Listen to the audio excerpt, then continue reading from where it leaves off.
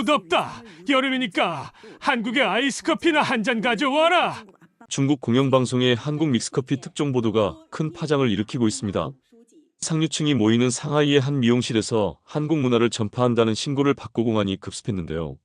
1시간 정도 조사를 마치고 나온 공안의 말은 모두의 예상을 빗나갔습니다. 정식 수입된 제품으로 문제 없습니다. 이어진 공안의 한마디가 모두를 놀라게 했죠. 그런데 이거 맛있네요. 어디서 살 수 있죠? 한국의 작은 커피 스틱 하나가 어떻게 중국 상류층의 문화를 완전히 바꿔놓았는지 그 놀라운 이야기를 지금부터 시작하겠습니다. 그 전에 잠깐 1초 만에 누를 수 있는 좋아요와 구독 버튼을 꾹 눌러주시면 영상 제작에 아주 큰 힘이 됩니다. 여러분, 중국 상하이 상류층 미용실에서 싸구려라고 무시당하던 한국 믹스커피가 지금은 손님 접대 필수품이 됐다는 사실을 알고 계세요? 심지어 미국 방송국이 다큐멘터리로 만들고 국제식품 박람회에 초청까지 받았다면요? 안녕하세요 여러분, 저는 상하이에서 상류층 살롱을 운영하는 원장이었습니다. 제 철학은 간단했죠. 최고급만이 살 길이다. 보이차, 블루마운틴 원두 등 그것들만 상류층에 어울린다고 믿었습니다. 그런데 그 자부심이 결국 제 살롱을 위기로 몰고 갈 줄은 몰랐습니다. 제 살롱은 상하이에서도 가장 까다로운 곳으로 유명했습니다. 회원권이 최소 50만 위안, 한국 돈으로 1억 원이 넘었으니까요. 이곳을 찾는 분들은 모두 중국 재계와 정계의 실세들이었고 저는 그분들께 최고의 것만 대접한다는 자부심이 있었습니다. 매일 아침 자메이카에서 공수한 블루마운틴 원두를 직접 내렸고 3만 위안짜리 고급 도자기 찻잔에 최고급 보이차를 담아 대접했죠. 심지어 물도 프랑스 에비앙을 사용했고 설탕 하나까지도 최고급품만 고집했습니다. 직원들에게 늘 강조했던 말이 있습니다. 우리는 최고만을 제공합니다. 그것이 우리의 자존심입니다. 그런데 시간이 지나면서 조금씩 균열이 생기기 시작했어요. 옆 건물에 새로 생긴 카페가 제 손님들을 하나둘씩 빼앗아가기 시작한 겁니다. 그 카페 사장은 늘 제 앞을 지나가며 큰 소리로 통화를 하곤 했는데 자기네 원두가 진짜 상류층을 위한 것이라며 은근히 저를 도발했죠. 처음엔 무시했지만 예약 장부에 빈칸이 늘어갈수록 불안해지기 시작했습니다. 매출은 매달 20%씩 떨어졌고 한때 3개월 대기였던 예약이 이제는 당일 예약도 가능한 지경이 되었죠. 그래도 저는 끝까지 제 방식을 고수했어요. 싸구려를 팔아서 손님을 끌어모으느니 차라리 문을 닫는 게 낫다고 생각했으니까요. 살롱의 분위기는 날이 갈수록 무거워졌습니다. 한때는 웃음소리가 끊이지 않던 공간이었는데 이제는 적막함만 가득했죠. 직원들도 불안해하기 시작했고 급여 날이 다가올 때마다 제 손이 떨렸습니다. 통장 잔고를 확인하는 것조차 두려워졌어요. 밤마다 잠을 설치며 어떻게 하면 살롱을 살릴 수 있을까 고민했지만 답이 없었습니다. 아내는 제게 고집을 버리라고 조언했지만 저는 그것마저 자존심 상해했죠. 거울에 비친 제 얼굴은 주름이 깊어지고 다크서클이 짙어져 있더군요. 한 직원이 조심스럽게 말했죠. 원장님, 요즘 손님들은 편안한 분위기를 원하시는 것 같아요. 하지만 직원의 말조차 거부했습니다. 저는 시대가 변하고 있는데도 전통과 품격이라는 이름으로 스스로를 올가매고 과거에만 머물러 있었습니다. 손님들이 떠나가는 진짜 이유를 보지 못하고 그저 세상이 진짜 가치를 몰라본다고만 생각했죠. 제가 얼마나 고집스러웠는지 아시겠죠? 주변 상인들도 제 살롱을 보며 혀를 찾고 한때는 부러움의 대상이었던 제가 이제는 동정의 대상이 되어가고 있었습니다. 정말 어리석었습니다. 하지만 곧 제 인생을 완전히 바꿔놓을 작은 변화가 찾아올 운명이었습니다. 어느 화창한 봄날 오후였습니다. 오랜만에 살롱에 활기가 돌았는데 단골 손님인 장 부인이 특별한 손님을 데리고 오셨기 때문이었죠. 장 부인은 상하이 금융계의 거물이었고 그녀가 데려온 사람은 한국에서 온 젊은 유학생이었습니다. 깔끔한 차림에 예의 바른 모습이 인상적이었어요. 학생의 이름은 수진이었고 상하이 대학교에서 경영학을 공부하고 있다고 자기소개를 했습니다. 그 유학생이 작은 쇼핑백을 꺼내 제게 건네며 수줍게 말했습니다. 한국에서 가져온 작은 선물이에요. 저희 어머니가 늘 드시는 커피인데 맛보시라고 챙겨왔어요. 봉지를 열어보니 스틱 형태로 포장된 커피가 한가득 들어있었죠. 인스턴트 커피였습니다. 포장지에는 제가 읽을 수 없는 한글이 빼곡히 적혀 있었고 그림으로 봐서는 분명 고급품은 아니어 보였죠. 저는 억지로 미소를 지으며 감사하다고 말했지만 속으로는 황당했어요. 우리 같은 고급 살롱에 이런 싸구려를 가져오다니. 유학생이 돌아간 후 저는 그 봉지를 들고 한참을 고민했습니다. 직원들이 호기심 어린 눈빛으로 저를 바라보더군요. 한 직원이 조심스럽게 하나를 집어들고 맛을 봤는데 갑자기 표정이 밝아지면서 감탄사를 내뱉었어요. 다른 직원들도 하나둘씩 맛보기 시작했고 곧 휴게실에는 달콤한 커피 향기가 퍼졌습니다. 직원들이 서로 이거 정말 맛있다. 우리가 마시던 커피랑은 완전히 다르다 수근수근 거리더군요. 저는 그 모습을 보며 인상을 찌푸렸죠. 결국 단호하게 지시했습니다. 이 커피는 창고에 넣어두고 절대 손님 앞에 내놓지 마세요. 며칠이 지났습니다. 그런데 하필이면 그날 정말 최악의 타이밍의 위기가 찾아왔어요. 갑자기 VIP 손님 30명이 동시에 방문한 겁니다. 그것도 사전 예약 없이 말이죠. 더 큰 문제는 마침 블루마운틴 원두가 떨어졌고 고급 보이차도 바닥난 상태였다는 거예요. 새로 주문한 물품은 일주일 후에나 도착할 예정이었고 당장 대체할 만한 것이 아무것도 없었습니다. 직원들과 저는 서로를 바라보며 당황했습니다. 30명의 까다로운 상류층 손님들을 빈손으로 내보낼 수는 없었어요. 그때 한 직원이 조용히 창고를 가리켰습니다. 그 순간 저는 정말 어려운 결정을 내려야 했어요. 자존심을 버리고 그 인스턴트 커피를 내놓을 것인가 아니면 손님들께 양해를 구하고 돌려보낼 것인가. 고민 끝에 저는 눈을 감고 결단을 내렸습니다. 20년간 지켜온 원칙을 깨는 순간이었지만 더 이상 선택의 여지가 없었죠. 떨리는 손으로 그 커피 봉지를 꺼냈고 정성스럽게 뜨거운 물에 타서 고급 찻잔에 담았습니다. 겉보기엔 그럴듯해 보였지만 제 마음은 불안으로 가득했죠. 오늘이 내 살롱의 마지막 날이 되겠구나. 첫 번째 손님인 왕 회장님이 커피를 한 모금 마시는 순간 저는 숨을 멈췄습니다. 그런데 놀랍게도 그의 표정이 밝아지더니 이렇게 말하는 거예요. 원장님, 이 달콤한 맛 정말 특별하다. 이건 뭐야? 원두 커피보다 목 넘김이 부드럽다. 집에서도 마시고 싶다. 심지어 평소 커피를 마시지 않던 유 부인까지도 이 커피는 더 마실 수 있겠다. 하면서 한 잔 더 청했습니다. 30명 전원이 만족스러워하는 모습에 저는 충격을 받았습니다. 다음 날부터 믿기 힘든 일이 벌어지기 시작했습니다. 어제 그 커피를 마신 손님들이 친구들을 데리고 다시 찾아온 거예요. 그들은 특별히 그 한국 커피를 마시고 싶다고 요청했습니다.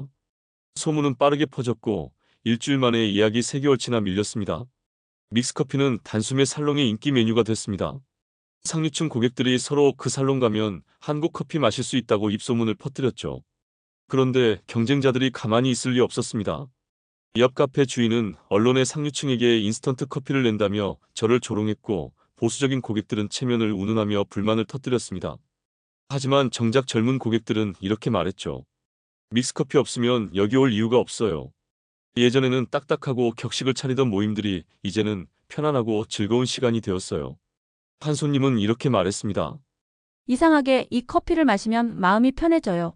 어렸을 때 엄마가 타주던 달달한 음료가 생각나기도 하고. 또 다른 손님은 드디어 부담 없이 즐길 수 있는 음료를 찾았다며 기뻐했죠. 저는 믹스커피 한 잔이 그들의 마음의 벽을 허물고 있었던 겁니다. 진짜 품격은 가격표가 아니라 사람들의 마음을 움직이는 힘이라는 걸요.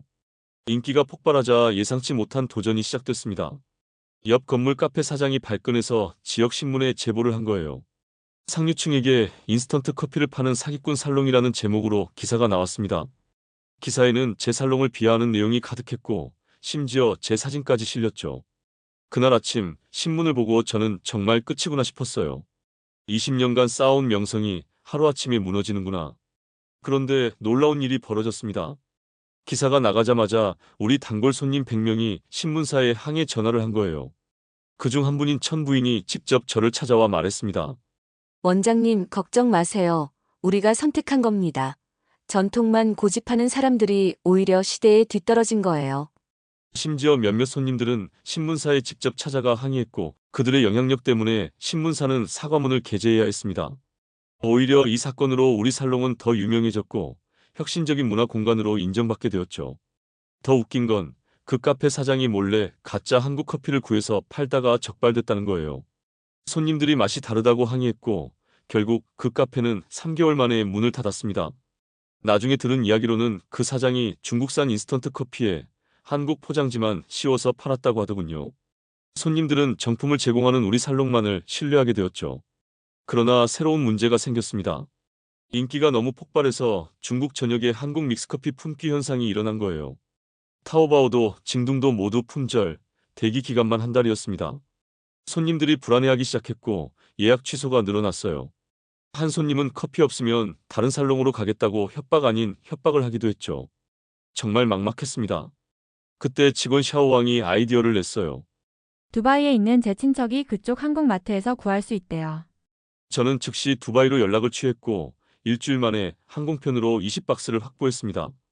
하지만 그것만으론 부족했죠. 그러던 중 기적 같은 일이 일어났어요. 상하이 한국식품점을 운영하는 김할머니가 제 이야기를 듣고 찾아오신 겁니다. 할머니는 제 살롱에 와서 직접 그 커피를 마셔보시더니 미소를 지으셨죠. 할머니는 특별히 50박스를 양보해 주시며 말씀하셨어요. 젊은 사장님이 한국 문화를 이렇게 알려주시니 제가 도와드려야죠. 대신 이 커피의 진정한 매력을 제대로 전달해 주세요. 공급 문제가 해결되자 손님들의 충성도는 더욱 높아졌습니다.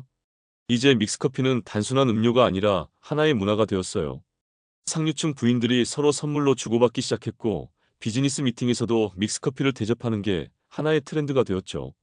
어떤 기업 회장은 중요한 계약을 앞두고 상대방에게 고급 포장된 믹스커피 세트를 선물했다가 큰 호응을 얻었다고 자랑했습니다. 한 손님은 이렇게 말했습니다.